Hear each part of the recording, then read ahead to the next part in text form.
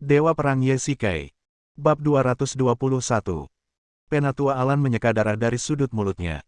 Sekalipun ketujuh tetua bersatu, akan sangat sulit menghadapi Zeus.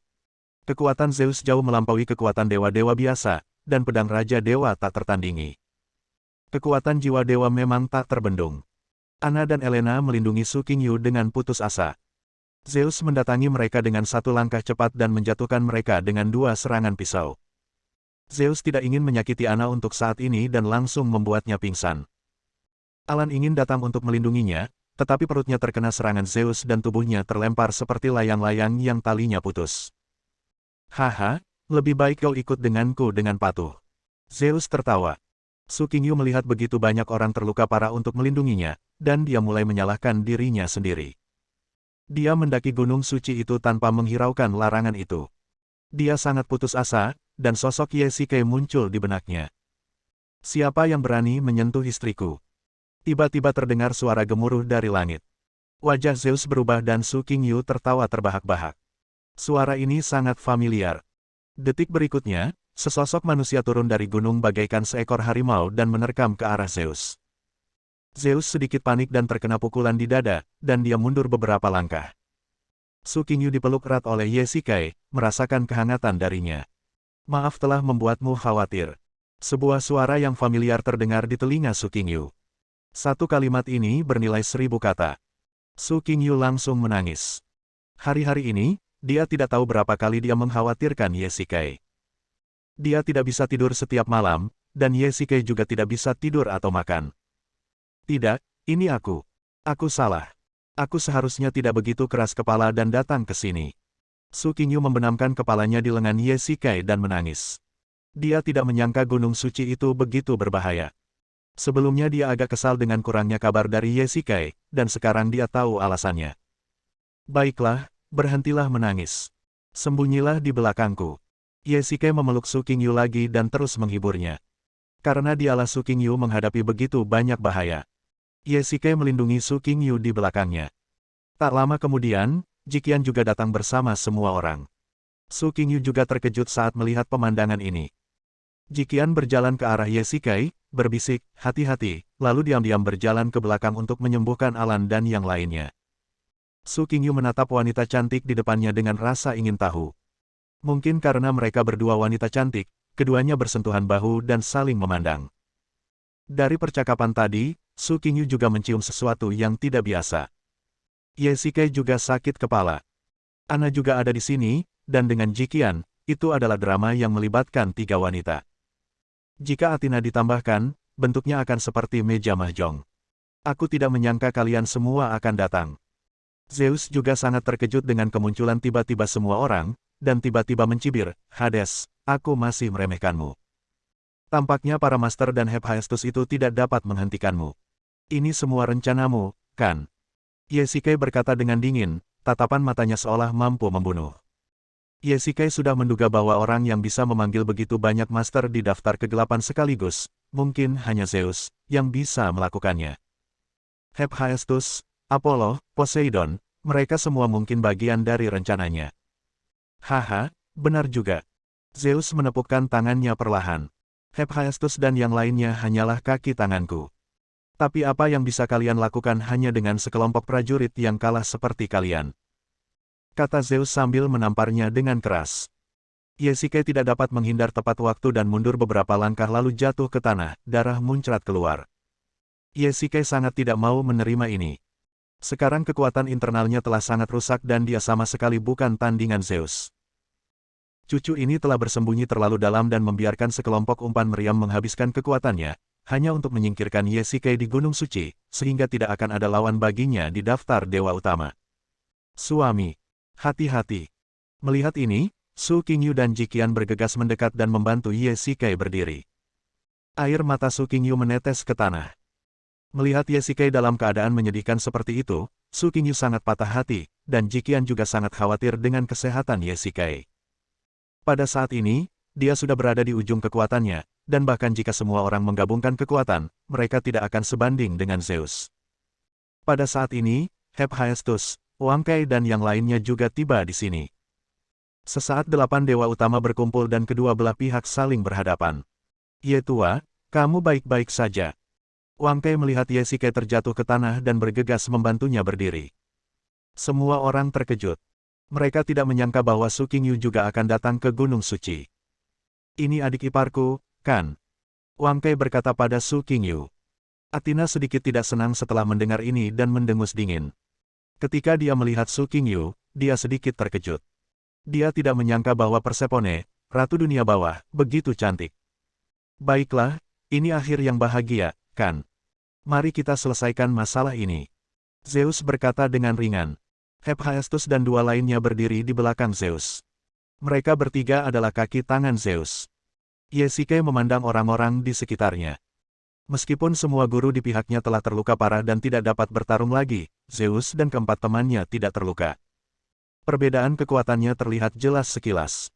Pak Tua Ye, kalian pergilah dulu. Aku akan tinggal di belakang untuk melindungi kalian yang mundur.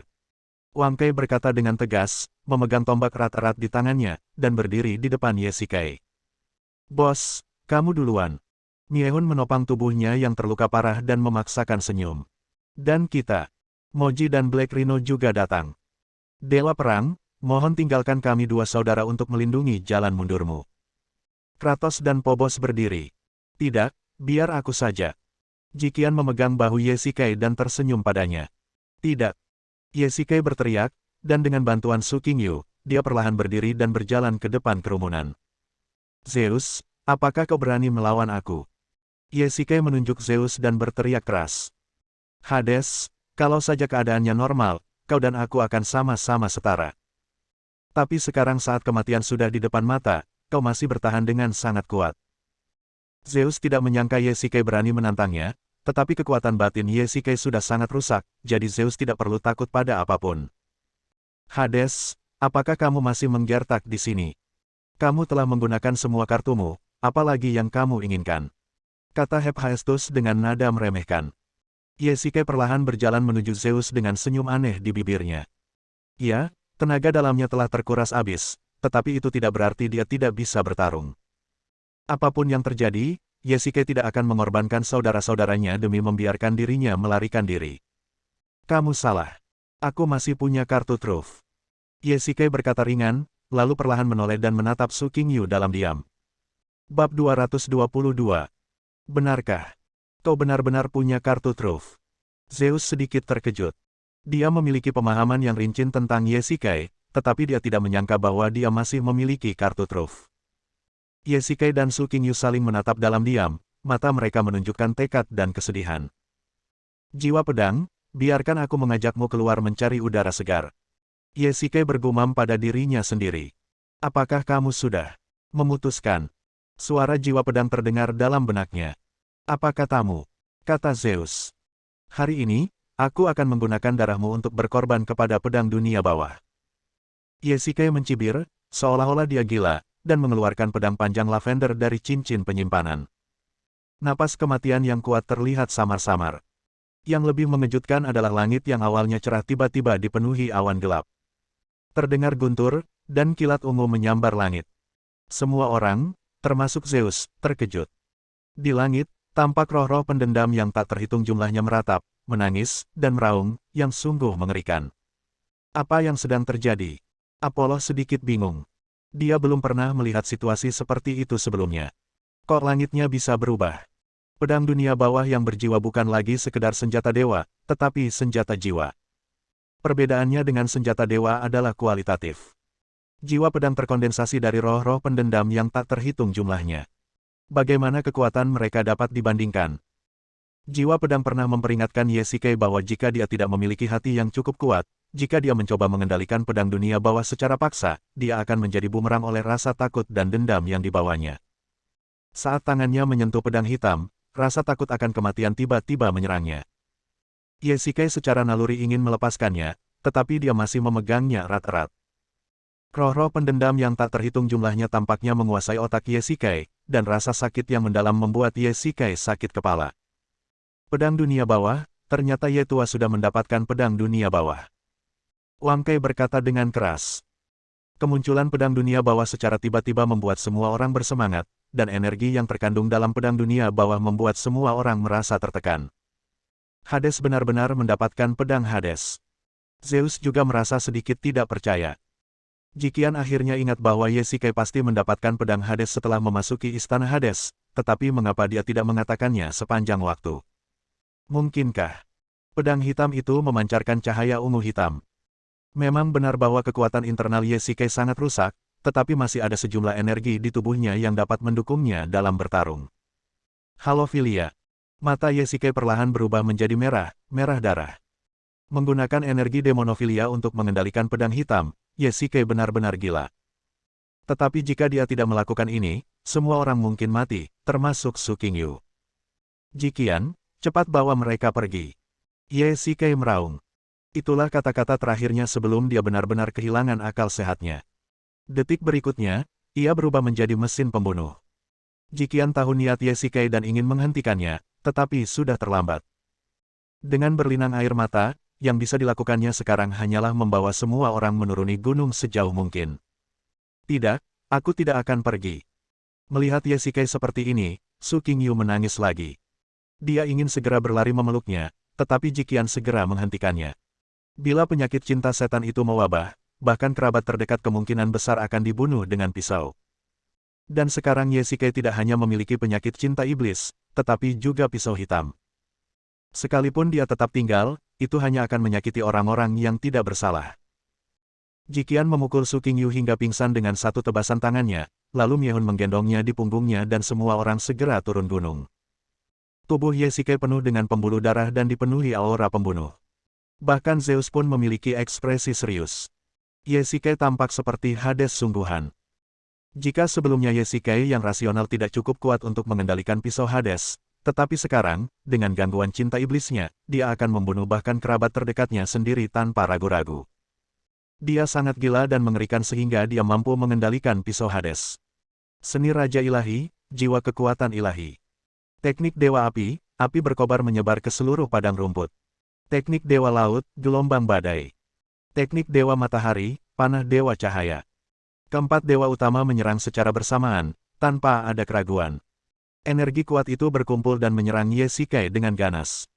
Zeus percaya bahwa tidak ada seorang pun yang dapat bertahan hidup di bawah keterampilan keempat dewa utama, hingga hari ini. Di langit, beberapa petir tiba-tiba berkumpul di Darkblade. Yesikai menunjukkan senyuman aneh. Di Darkblade, di luar cahaya ungu hitam, ada beberapa petir hitam yang berkeliaran. Aura pembunuh yang kuat tidak kalah dari lawan. Mata Yesikai merah dan semerah darah. Menghadapi serangan dahsyat itu, dia tidak takut sama sekali. Sebaliknya, dia tidak mundur, mengangkat pedang hitam, dan langsung menghadapinya. Ledakan. Dengan suara keras, awan jamur perlahan naik. Bahkan orang-orang yang jauh pun tidak dapat menahan perasaan terkejut ketika mereka melihat pemandangan ini, dan mereka juga mengkhawatirkan Yesikai. Debu beterbangan, dan Zeus melihat lebih dekat dan melihat sepasang mata merah seperti dua lampu merah, yang menakutkan. Ketika debu mulai mengendap, terlihat sebuah lubang besar di tanah, dan Yesikai berdiri di dalam lubang itu dengan senyum aneh di wajahnya. Bagaimana mungkin? Seru Hephaestus. Siapapun yang melakukan keempat gerakan ini secara langsung akan berada dalam bahaya kematian. Yesikai tidak hanya selamat, tetapi juga tampaknya tidak terluka kecuali pakaiannya. Zeus tiba-tiba memiliki firasat buruk dalam benaknya. Kamu, mati. Yesikai meraung dengan suara rendah, dan langsung mendekatkan tubuhnya. Kecepatannya begitu cepat hingga hampir terjadi seketika. Zeus tidak berani ceroboh. Dia memusatkan kekuatan internalnya pada pedang Raja Dewa dan menusuk ke arah Yesikai. Terlalu lemah. Yesikai berkata dengan dingin, dan dengan lambaian ringan pedang Hades, dia memblokir pedang Raja Dewa. Poseidon, yang memegang trisula erat-erat di kedua tangan, menusuk ke arah Yesikai, tetapi juga diblokir oleh pedang Hades. Begitu mudahnya sehingga mereka berempat tidak dapat mempercayainya. Dibandingkan dengan pedang Hades, senjata-senjata suci yang dulunya begitu kuat di tangan mereka tampak seperti besi tua. Teknik Dewa Matahari, panah cahaya ilahi. Apollo melompat dan menembakkan panah emas ke arah Yesikai. Yesikai benar-benar menurunkan lengannya dan tidak menghindar. Dia berdiri tegak di sana. Ketika anak panah emas itu mendekati Yesikai, anak panah itu tiba-tiba terhalang. Aura pembunuh yang kuat di tubuh Yesikai mengguncang anak panah itu. Poseidon ingin menyerang lagi, tetapi Yesikai mencibir, dan dalam sekejap, dia menghunus pedangnya, menyimpannya, dan lengan berdarah jatuh. Ah! Poseidon tergeletak di tanah, berteriak seperti babi yang sedang disembelih. Dalam sekejap mata, lengan kirinya terpotong. Gerakannya begitu cepat sehingga Zeus pun tidak dapat melihat dengan jelas. Melarikan diri. Ketika 3 orang lainnya melihat pemandangan ini, reaksi pertama mereka adalah melarikan diri. Dengan kondisi Yesikei saat ini, mereka bukanlah tandingannya. Hephaestus dan Apollo melangkah mundur dan segera menjauhkan diri dari Yesikei. Siapa yang peduli dengan rencananya? Kita kabur saja dulu. Senyum ganas muncul di wajah Yesikei, dan dia langsung datang di depan mereka berdua. Sikat. Keduanya dipenggal. Bab 223. Mendeguk. Kedua kepala yang menggelinding ke tanah menunjukkan ekspresi tidak percaya, terkejut, tidak mau, dan tidak berdaya. Setelah mengasah kemampuannya selama separuh hidupnya, dia akhirnya menjadi dewa yang agung dan perkasa, tetapi pada akhirnya, dia tetap menjadi jiwa yang mati di tangan orang lain. 2 dewa terbunuh dengan 1 pedang. Peristiwa hari ini ditakdirkan untuk menjadi legenda yang akan menggemparkan dunia bawah tanah. Yesikei memandangi tubuh Hephaestus dan Apollo dengan senyum aneh di wajahnya. Detik berikutnya, Zeus merasa seolah-olah sedang ditatap oleh seekor binatang buas. Tubuhnya tak dapat menahan gemetar. Nalurinya untuk bertahan hidup membuatnya menyadari dengan jelas bahwa jika dia tidak melarikan diri dengan cepat, dia akan mati. Zeus melihat Poseidon tergeletak di tanah sambil berteriak kesakitan, jadi dia segera mengangkatnya dari tanah dan melemparkannya ke kaki Yesikei.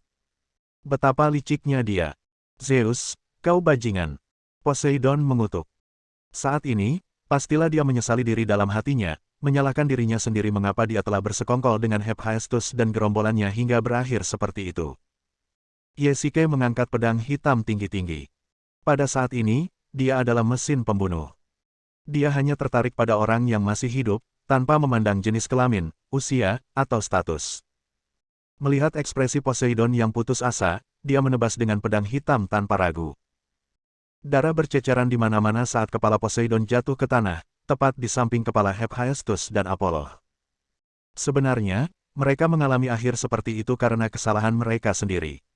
Jika mereka tidak menekan Yesikei, bagaimana dia bisa mengorbankan pedang Hades? Debu kembali menjadi debu, tanah kembali menjadi tanah, kehidupan pada akhirnya akan mati, jiwa pada akhirnya akan musnah, segemilang apapun ia tak lebih dari segenggam tanah. Yesikei mengangkat kepalanya dan menemukan bahwa Zeus telah melarikan diri pada saat pisau itu jatuh. Dia pasti melompat langsung dari tebing dan hidup atau matinya tidak diketahui. Hening, seolah hanya suara angin yang tersisa. Yesikei menatap ketiga mayat tanpa kepala di tanah, dan tiba-tiba tertawa keras.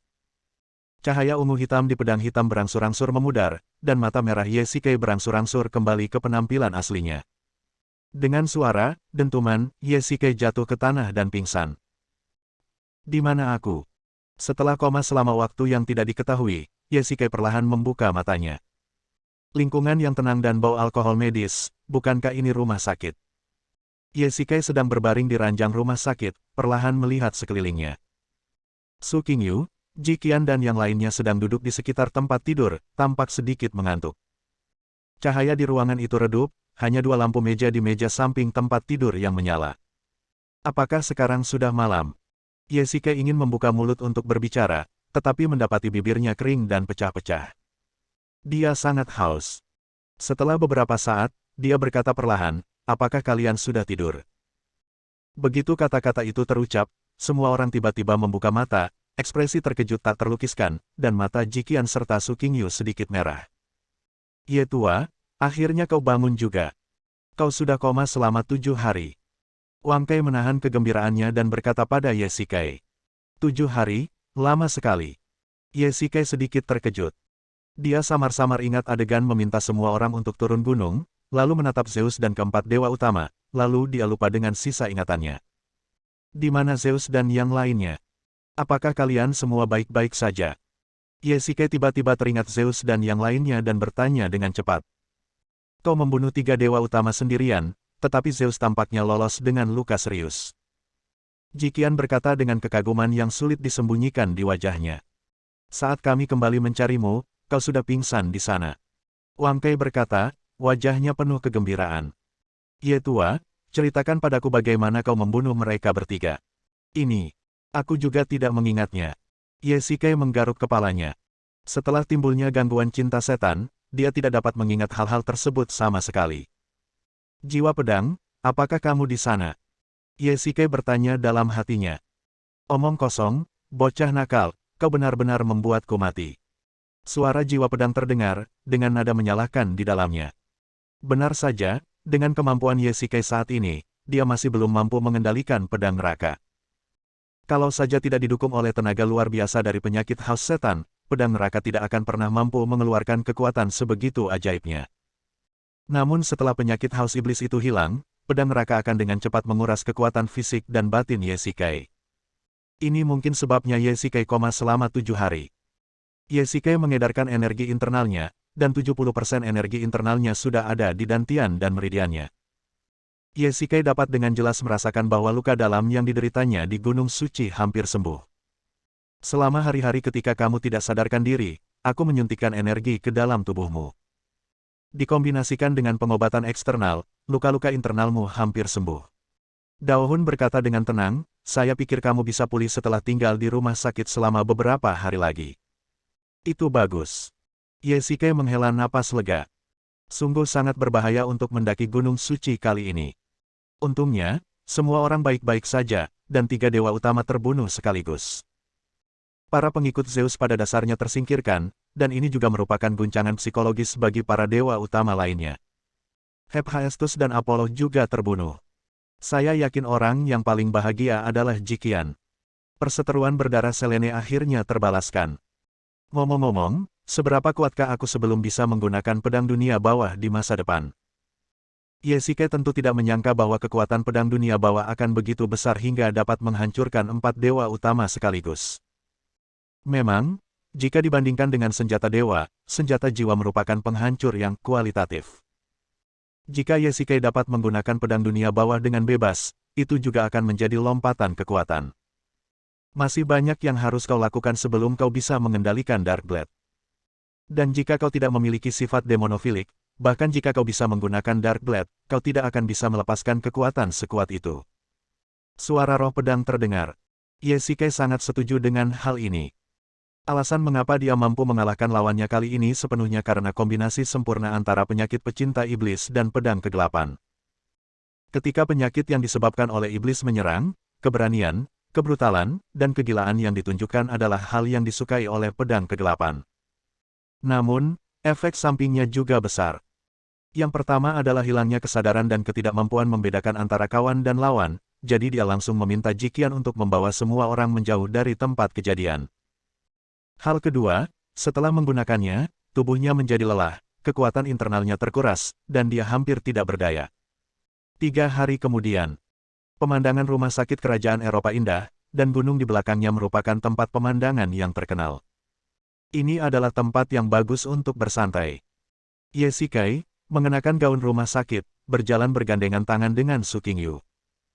Qingyu, aku minta maaf karena menyembunyikan banyak hal darimu sebelumnya. Ye Shikai berkata dengan sedikit rasa bersalah. Tidak apa-apa, asal kamu aman. Su Qingyu tersenyum tipis, tanpa ada niat untuk menyalahkannya, yang membuat Ye Shikai merasa hangat di hatinya. Saya juga salah. Seharusnya saya tidak naik gunung tanpa izin. Saya tidak menyangka akan seberbahaya itu. Su Qingyu membenamkan kepalanya di pelukan Ye Shikai, aku hanya ingin melihatmu secepatnya. Ye Shikai merasa sangat bersalah dalam hatinya karena Su Qingyu naik gunung meskipun berbahaya hanya untuk menemuinya, tetapi pada saat yang sama dia merasa sangat lega. Dengan istri seperti ini, apalagi yang bisa diminta seorang suami. Bab 224. Tiba-tiba, Ye Shikai merasakan nyeri yang tajam di dadanya. Dia menunduk dan melihat Su Qingyu sedang memutarnya dengan keras. Istri, apa yang sedang kamu lakukan? Ye Shikai tersentak kesakitan. Kalau begitu jelaskan padaku kenapa kamu punya begitu banyak wanita di luar sana. Wajah Su Qingyu dingin. Otak Ye Shikai meledak dengan suara ledakan. Apakah Su Qingyu tahu segalanya? Ye Shikai mendesah. Dia awalnya ingin menjelaskan kepada Su Qingyu. Tampaknya Jikian sudah meletakkan kartunya di atas meja. Tiba-tiba, Su Qingyu tertawa terbahak-bahak, membuat Ye Shikai sedikit bingung.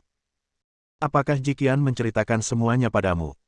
Nada bicara Yesike mengandung rasa bersalah dan gelisah. Ya, aku berbicara padanya tentang banyak hal saat kamu tidak sadarkan diri. Tidak ada nada muram dalam nada bicara Su Qingyu, melainkan kelegaan. Aku tidak pernah menyangka kamu begitu romantis sebelumnya. Itu masalah sepele, tidak perlu dibicarakan. Yesike merasa sedikit malu. Su Qingyu tampak cemburu dan mulai menyebutkan masa lalu romantis Yesike satu persatu. Yesike mendesah diam-diam. Dia tidak menyangka Jiqian akan mengatakan semuanya. Nona Ji adalah gadis yang baik. Dia memberikan tubuhnya kepadamu, tetapi kamu meninggalkannya begitu saja di luar negeri. Saat Su Qingyu mengatakan ini, ada kilatan aneh di matanya. Di antara semua wanita, Yesike paling merasa kasihan padanya. Kali ini di Gunung Suci, jika bukan karena dia mungkin sudah mati dalam longsoran salju. Kau benar, aku merasa kasihan padanya. Sedikit kesedihan melintas di mata Yesike. Meskipun keduanya putus dengan damai, hal itu tidak mengurangi rasa bersalah Yesike. Kalau tidak, aku akan tinggal dan menjaganya. Yesike berkata ragu-ragu.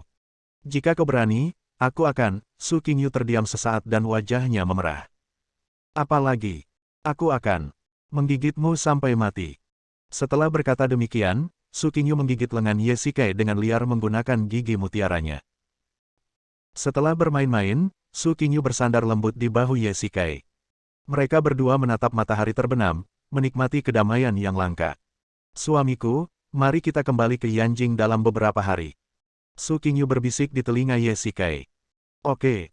Yesike mengangguk. Begitu banyak hal terjadi selama perjalanan ke Gunung Suci. Pada akhirnya, dia tetap tidak bisa pergi ke Pantheon. 3 dewa utama dipenggal, hampir setengah dari para penguasa dalam daftar kegelapan terbunuh, dan Zeus juga hilang. Diperkirakan dia tidak akan dapat menimbulkan masalah. Sudah waktunya untuk kembali ke kota Yanjing lagi. Matahari terbenam, dan sisa cahaya terakhir menghilang. Sebelum pergi, Yesike menemui banyak orang. Pengalamannya dengan Athena tampak agak aneh. Wanita ini masih mengganggu Yesike setelah turun gunung. Dia secara tidak sengaja melihatnya sedang mandi dan menyebabkan serangkaian masalah. Dia bahkan datang kepadanya untuk menikahinya. Yang paling menyedihkan adalah dia mengatakan ini di depan Su Qingyu. Sekarang Yesike sangat menyesalinya hingga ususnya berubah menjadi hijau. Pada akhirnya, setelah banyak bujukan, dia berhasil membujuknya untuk pergi, dan dia bahkan memanggilnya pria yang tidak berperasaan. Wang Kai dapat dikatakan telah mengubah bencana menjadi berkah. Longsoran salju memungkinkan dia menemukan kuil Dewa Perang dan memperoleh artefak, yang membawa kekuatannya ke tingkat baru. Yesike pernah bertanya kepadanya mengapa dia tidak kembali ke Tiongkok. Dia menjawab dengan malas bahwa dia terbiasa dengan kebebasan dan tidak menyukai batasan-batasan kota, yang sangat sejalan dengan kepribadiannya yang bebas dan tak terkekang. Dia adalah tipe orang yang bersedia mengorbankan nyawanya dan berani melengsarkan kaisar. Dia tidak takut terhadap balas dendam dari kekuatan jahat. Kematian 3 dewa utama dan banyak penguasa menyebabkan hilangnya dasar-dasar penyangga dunia di atas tanah. Yesike meramalkan bahwa dalam setahun, tidak akan ada peristiwa besar di dunia bawah tanah. Nyehun, Moji dan Black Rhino banyak membantu Yesike kali ini. Saya yakin mereka juga memperoleh banyak pengalaman tempur selama perjalanan ke Gunung Suci ini. Terlebih lagi, Yesike merasa bahwa hubungan antara Nyehun dan Moji menjadi semakin dekat akhir-akhir ini. Yesike berencana untuk mempertemukan mereka suatu hari nanti. Yesike sangat berterima kasih atas bantuan Ana dan Penatua Allen kali ini. Tanpa bantuan mereka, Su Qingyu dan Elena pasti sudah ditangkap oleh Zeus sejak lama. Gunung Suci telah ditutup, dan mereka tidak dapat pergi ke tujuan mereka. Yesike mengeluarkan banyak ramuan dan harta karun pemberian Xiangqi dari cincin penyimpanannya dan memberikannya kepada mereka sebagai kompensasi. Ghost telah memberitahu Yesike tentang perasaan Ana. Dia juga orang yang tergila-gila. Yesike pernah bercanda dengan Jiqian bahwa jika dia menikahi Ana, dia akan menjadi pangeran permaisuri kerajaan Inggris, dan Ana juga akan menjadi pewaris keluarga kerajaan di masa depan, dan setidaknya akan menjadi seorang earl di masa depan. Orang terakhir yang dicari Yesike adalah Jiqian. Apakah kamu akan kembali? Yang tidak diduga Yesike adalah ketika dia menemukan Jiqian, dia sebenarnya sedang memancing sendirian di tepi kolam. Baiklah, kami akan berangkat besok. Yesike juga mengambil pancing dan mulai memancing tanpa suara. Lalu mengapa kau datang padaku? Jiqian berkata dengan tenang, tanpa emosi dalam nada suaranya. Aku sedikit khawatir padamu, kata Ye Shikai. Pertemuan antara Su Qingyu dan Ji Qian merupakan sebuah kecelakaan, tetapi juga sebuah keharusan. Bagi Ye Shikai, itu juga merupakan pilihan yang menyakitkan. Saya baik-baik saja, jangan khawatir. Ji Qian memalingkan kepalanya. Sebenarnya, kamu bisa kembali bersamaku. Ku bilang aku tak mau kembali, aku benci tempat itu. Sebelum Ye Shikai bisa menyelesaikan kata-katanya, dia dipotong oleh Ji Qian. Ye Shikai pernah bertanya pada Ji Qian tentang latar belakangnya, namun dia selalu diam. Dia hanya tahu bahwa dia juga dari Yanjing. Bahkan ketika mereka sedang jatuh cinta, dia tidak mau menyebutkannya dan akan marah jika dia berbicara terlalu banyak. Apakah kamu akan menyalahkanku jika aku kembali ke negaraku? Setelah waktu yang lama, Ye Shikai berkata dengan ringan. Melihat gerombolan ikan yang ketakutan mendekati kail pancing Ji Qian, Ye Shikai sudah tahu jawabannya. Cinta Ji Qian diam saja. Melihat orang yang dicintainya bahagia sudah cukup baginya. Aku pergi dulu, hati-hati. Ye Shikai menyimpan pancingnya, mendesah pelan, berbalik dan pergi. Di tepi kolam, hanya ada seorang wanita yang menangis dalam diam dan ember ikan yang kosong. Keesokan paginya, Ye Shikai, Su Qingyu dan Elena naik pesawat. Tujuan mereka adalah Yanjing, Cina. Keduanya berpegangan tangan erat. Ye Shikai memikirkannya dengan seksama. Terakhir kali dia datang ke Yanjing untuk menikah, dia diperlakukan dingin oleh Su Qingyu. Qingyu, apakah kamu sudah memberitahu seseorang untuk menjemputmu di bandara? Ye Shikai tiba-tiba bertanya. Saya memberitahu Qingqing dan memintanya untuk menjemput kami, kata Su Qingyu. Ye Shikai mengangguk. Dia sudah lama tidak melihat gadis kecil itu. Oh, aku lupa membawa sesuatu untuknya. Tiba-tiba, Ye Shikai menepuk pahanya dan tersenyum tak berdaya. Tampaknya dia akan dimarahi oleh kakak iparnya lagi. Bab 225. Begitu mereka bertiga tiba di bandara, Elena kembali ke perusahaan terlebih dahulu. Ye Shikai melihat sekeliling dan melihat Su Ziqing melompat dan melambai dari jauh. Ye Shikai menarik koper dengan satu tangan dan memegang tangan Su Qingyu dengan tangan lainnya. Kakak ipar, kemarilah, biar aku bantu. Su Ziqing bergegas mendekat dan mengambil koper dari tangan Ye Shikai. Kakak ipar, Eropa menyenangkan, kan? Su Ziqing berbicara dan tertawa sepanjang jalan. Ya, itu sangat menyenangkan. Memang, perjalanan ke Eropa cukup menyenangkan. Kalau begitu, lain kali ajaklah aku bersamamu, kata Su Ziqing. Saya tidak ingin pergi lagi, Su Qingyu berkata saat ini. Hal ini membuat Su Ziqing sedikit bingung. Ketika mobil melaju ke lampu lalu lintas, Su Ziqing mengobrak-abrik koper seperti kucing, dan tiba-tiba wajahnya menjadi muram.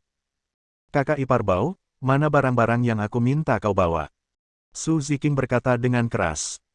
Dia mencari-cari di dalam koper itu secara menyeluruh tetapi tetap tidak dapat menemukannya, menyebabkan Su Qingyu yang duduk di kursi penumpang tertawa terbahak-bahak. Ini.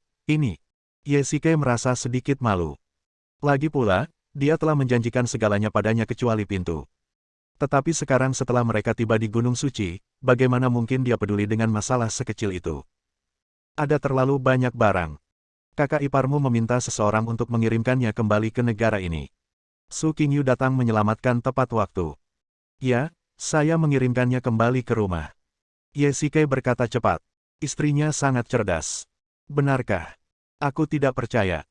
Su Ziqing menatap wajah Ye Shikai dengan wajah tegas, seolah mencoba mencari beberapa kekurangannya. Untungnya, sahabatnya juga seorang aktor yang baik, jadi dia bisa berbohong tanpa tersipu atau merasa gugup. Baiklah, aku percaya padamu. Setelah mereka bertiga tiba di rumah, Ye Shikai berbaring dengan nyaman di sofa dan meregangkan tubuh. Dia akhirnya bisa bersantai, tetapi dia tidak menyangka ada tumpukan pakaian di sofa. Sungguh menyedihkan bahwa gadis kecil Su Ziqing mengumpulkan pakaian-pakaian itu dan lupa mengembalikannya.